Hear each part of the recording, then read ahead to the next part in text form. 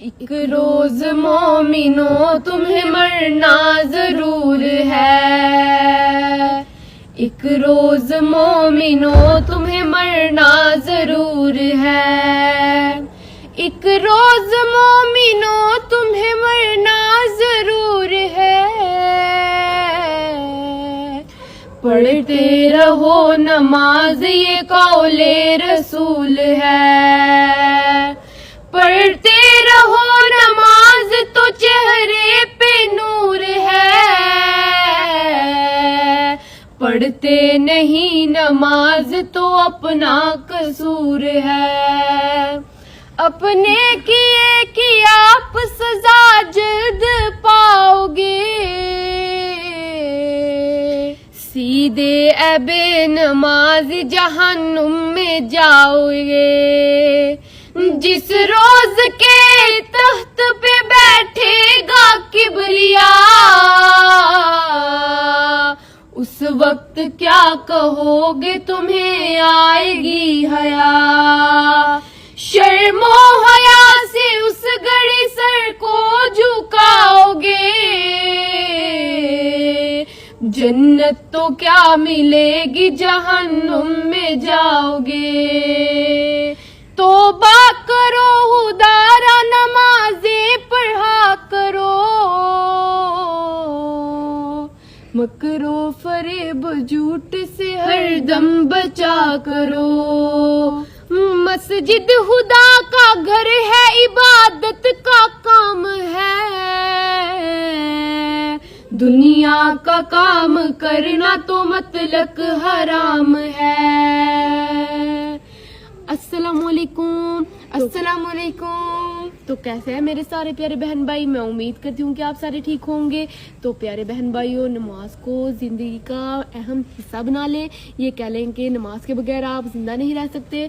तो प्यारे बहन भाइयों, मेरी आपसे यही गुजारिश है कि नमाज अदा किया करें, वक्त पे अदा किया करें, वक्त की पाबंदी किया करें, जिसकी वजह से आप दुनिया में कामयाब होंगे। मैं तो कहती हूँ नमाज के बगैर तो इंसान खुश रह ही नहीं सकता।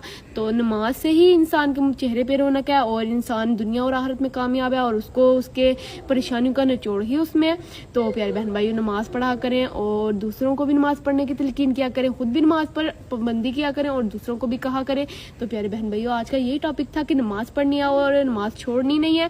सिर्फ नमाज बीमारी या फिर सफ़र की हालत में माफ़ है, वरना नमाज किसी भी हालत में माफ़ नहीं है। तो प्यारे बहन भाइयों, हम भी इसमें गफलत करते हैं, मैं झूठ नहीं बोलती। तो इंशाल्लाह हम भी इस पर पाबंदी करेंगे मेरे प्यारे बहन भाइयों। तो बेशक नमाज जन्नत की कुंजी है, तो आप भी नमाज अदा किया करें 5 वक्त की। बेशक जो है नमाज हमें वक्त की पाबंदी का दर्श देती है। तो ये जो नात मैंने अभी आपको सुनाई है, नात नहीं है, क्या है ये नमाज की कह लें तारीफ ही है एक तरीके से। तो ये मेरी नानी जो थी, जो मतलब अब अल्लाह के पास चली गई, अल्लाह ताला उनको भी जन्नत फिरदौस में अल्लाह मुकाम अता फरमाए। बहुत अच्छी थी प्यारे बहन भाइयों, मैं आपको कोई उनकी तारीफ नहीं बयान कर सकती, बहुत अच्छी थी। तो उनको भी ये बहुत ज़्यादा पसंद थी, तो वो भी मेरी और मेरी बहन से यही सुनती थी। तो मतलब अब वो नहीं है तो बहुत ज़्यादा दुख होता है। अल्लाह उनको जन्नतुल फिरदौस में अल्लाह मुकाम अता फरमाए। आमीन आमीन। प्यारे बहन भाइयों, आप भी मेरी नानी के लिए दुआ कीजिएगा इंशाल्लाह।